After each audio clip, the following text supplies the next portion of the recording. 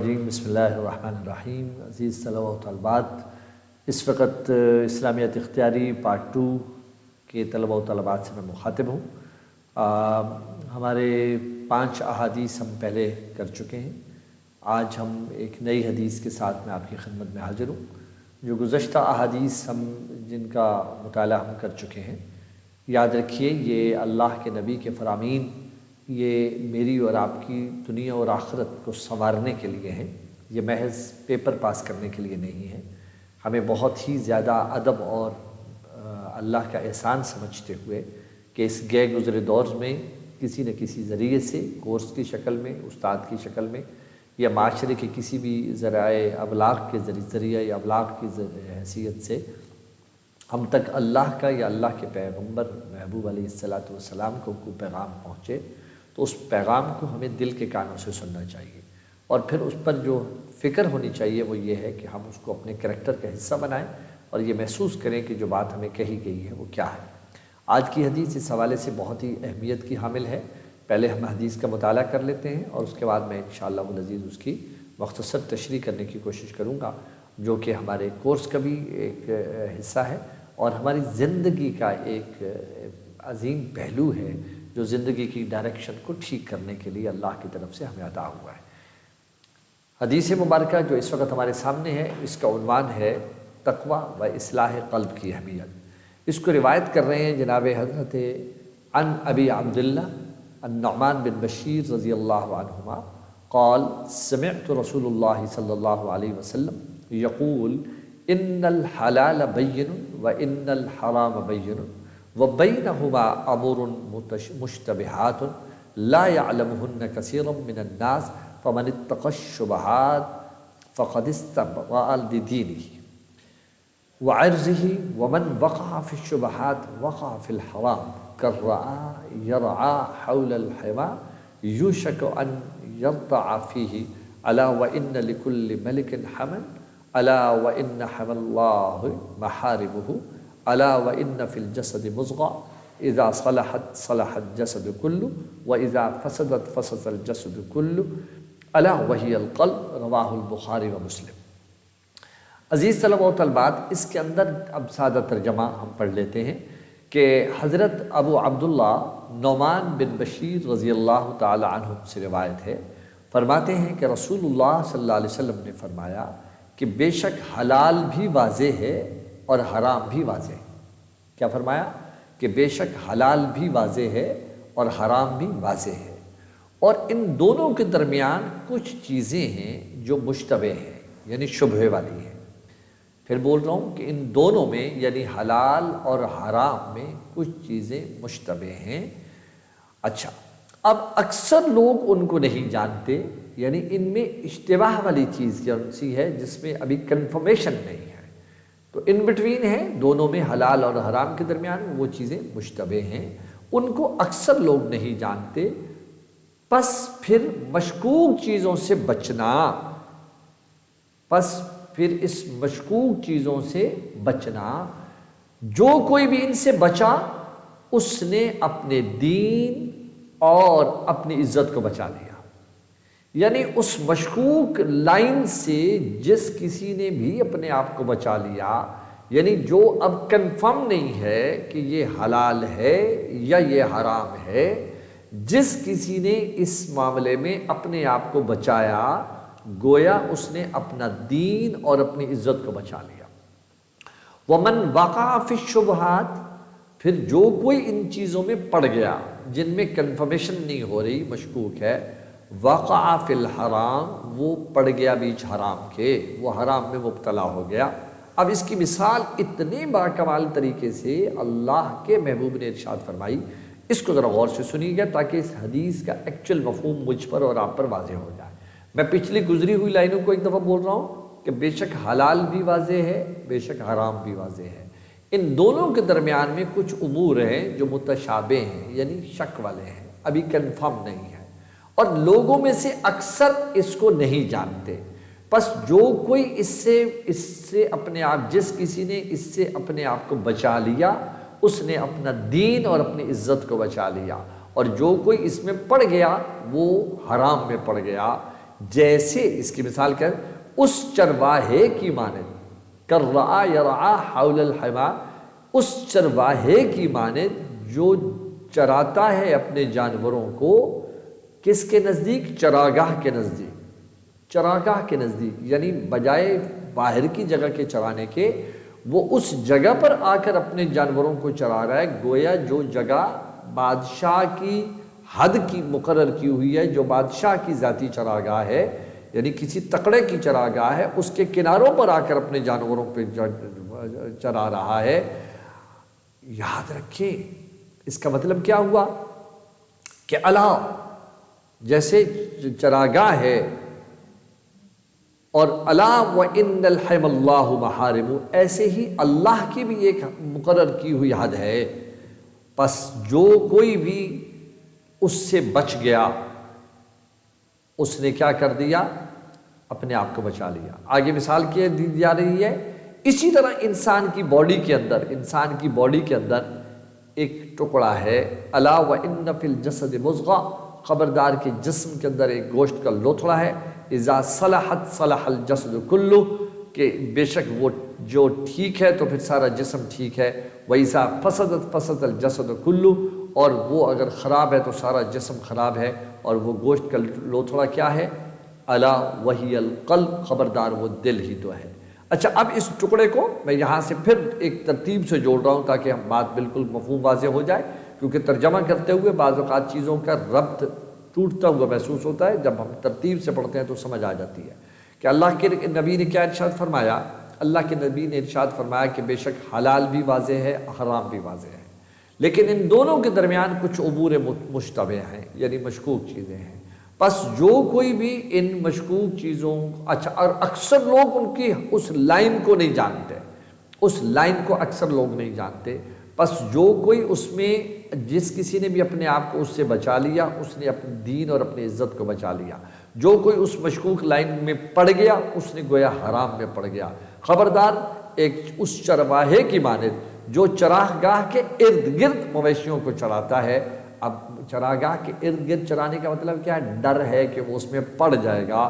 ایسے ہی اللہ کی بھی ایک حد ہے، ایک لائن اللہ نے طے کی ہوئی ہے، اور وہ لائن کیا ہے کہ وہ اس کی حرام کی ہوئی چیزیں ہیں، اس کی حرام کی ہوئی چیزیں ہیں۔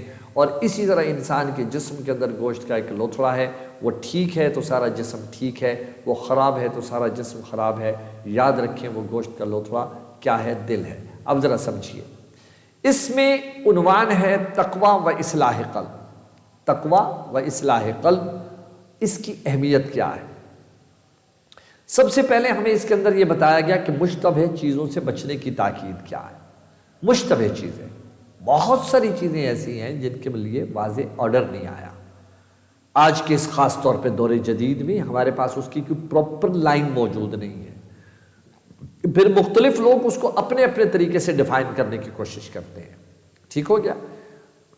اب جب اپنے اپنے طور پر ڈیفائن کرنے کی کوشش کرتے ہیں تو ہمارا دل مطمئن نہیں ہو رہا۔ جس پر میرا دل مطمئن نہیں ہو رہا، سمجھ لیں وہ چیز شک والی، تو بھائی شک والی ہے تو چھوڑ دیں۔ کیا دنیا میں اس کا کوئی آلٹرنیٹ نہیں ہے؟ دنیا میں کوئی اس کا متبادل نہیں ہے؟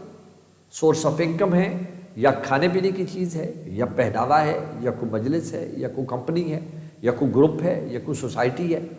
تو جہاں ہمیں یہ لگ رہا ہے کہ یہاں معاملہ گڑبڑ ہے، تو جہاں دل میں شک آ گیا فرمایا چھوڑ، یہ دین ہے۔ جس وقت آپ اس مشکوک چیز میں پڑتے ہو تو پھر سمجھ لو کہ آپ حرام میں پڑ جاتے ہو، کیونکہ اللہ نے لائن ڈیفائن کی ہے، یہ حلال ہے، یہ حرام۔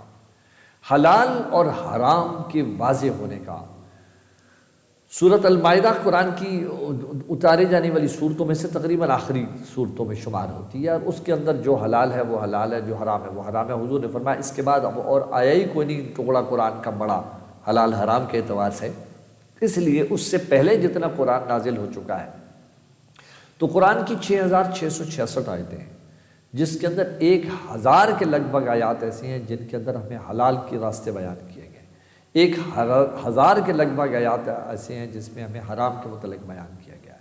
تو جب چیزیں واضح ہیں تو پھر ہمیں مشکوک چیزوں کی طرف خام منہ مارنے کی کیا ضرورت ہے؟ اب دوسرا پوائنٹ یہ سمجھ لیجیے کہ مشتبہ چیزوں سے بچنا ہی در حقیقت تقویٰ ہے. مشتبہ چیزوں سے بچنا ہی در حقیقت تقویٰ ہے. اب پہلے تو یہ سمجھ لیں تقویٰ کیا ہے. تقویٰ ہے اللہ کا خوف. اللہ کا خوف. جب اللہ پسند یہ کرتا ہے کہ میں اور آپ حلال سے وابستہ رہ کے زندگی گزاریں تو حرام میں پڑنے کی کیا ضرورت ہے. ہمیں اپنے آپ کو بچانا ہے. سمجھ میں آئی؟ ہمیں اپنے آپ کو حرام سے بچانا ہے. اور سارے پیغمبر اصل میں کیا سمجھانے کے لیے آئے ہیں؟ 1,24,000 پیغمبر ہمیں حلال کا راستہ سمجھانے کے لیے آئے. قرآن کریم کا پہلا سورہ الحمد، جسے الفاتحہ کہتے ہیں، جو اوپننگ ہے قرآن کے اس ذخیرے کی، اس کے اندر ہمیں کہا گیا ہے، قول خدا کا ہے لیکن عطا ہمیں کیا گیا ہے. وہ کہا گیا کہ تم مجھ سے کہو کہ اہدنا الصراط المستقیم، یا اللہ دکھا دے ہمیں سیدھا راستہ.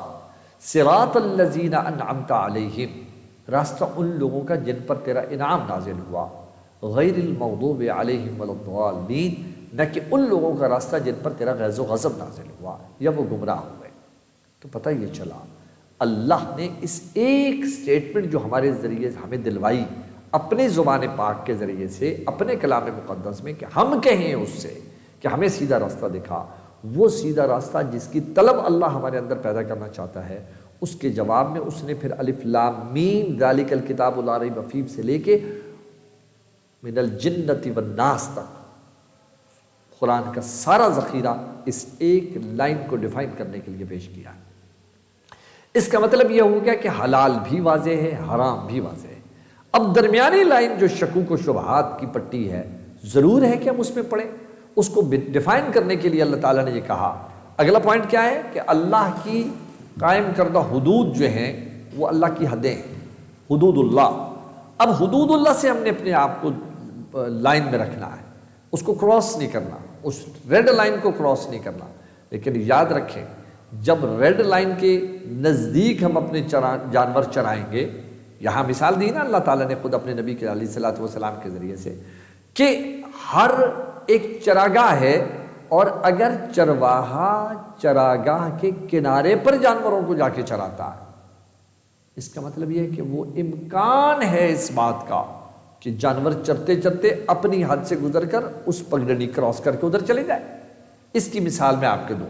ابھی تو ہماری یہ جو موجودہ گورنمنٹ ہے پاکستان کی، اس نے آ کر اس چیز کو مکمل کیا ہے.